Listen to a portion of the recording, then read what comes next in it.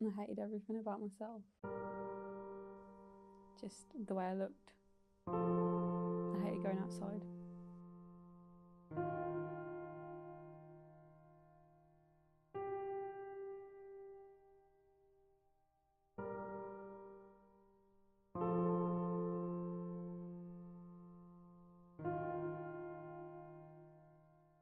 My name's Alice and I'm 18. I'm Mason George Cummings.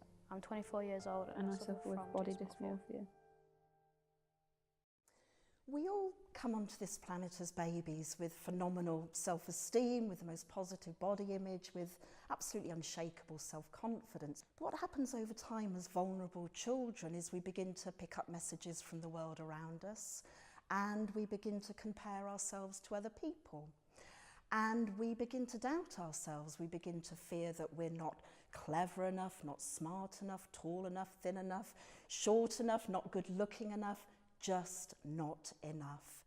When I was growing up, my mum, she was so conscious about her weight, and she still is today. Like, I remember when I was little, I'd wake up to get ready to go to school, and I'd go in her room, and she would constantly be staring at the mirror, lifting up her top to look at her belly. So growing up, like, being so self-conscious about your weight seemed like the norm to me. At some point, I used to think, oh, she's skipping a meal. Does that mean I skip a meal too?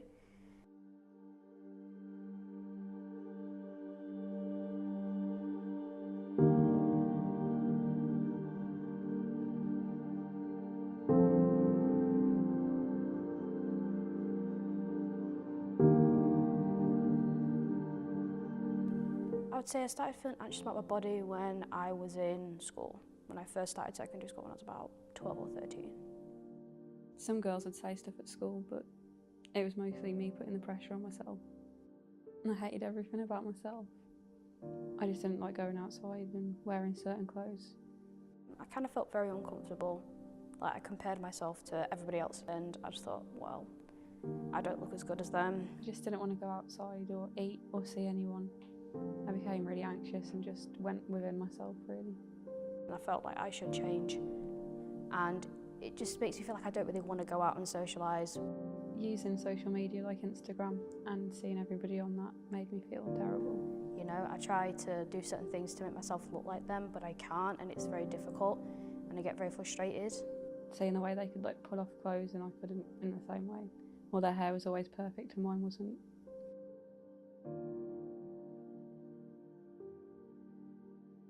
My experience is that social media plays a big part in people's self-esteem and how they measure themselves. The problem is that social media is so widely available, and as we all know, the majority of it is tweaked, is changed, is airbrushed, is filtered. So we're seeing often a very unrealistic view of what society considers the norm to be. When we're exposed to that over and over again, those messages sink in. I think in the way of social media, we should have some monitoring. So if somebody puts like a particular comment shaming somebody's weight, it should be taken down, or even their profile going away, because they're posting that picture to show that, look at me, I look great today, and then to have a comment of somebody saying, oh, you don't look good, is very hurtful. What we often don't realise is that anybody who's going to body shame anyone else, in fact anyone who's going to criticise or put anybody down, is actually really showing their own insecurities.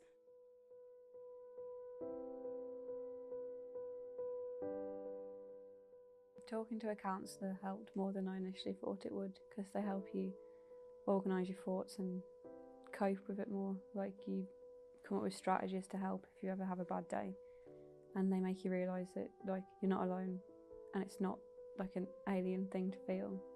Give advice to each other and help each other through like everything that we're going through. So friends really do help, and seeing a therapist to talk about certain like issues with body dysmorphia and gender dysmorphia as well, as they both like counteract each other.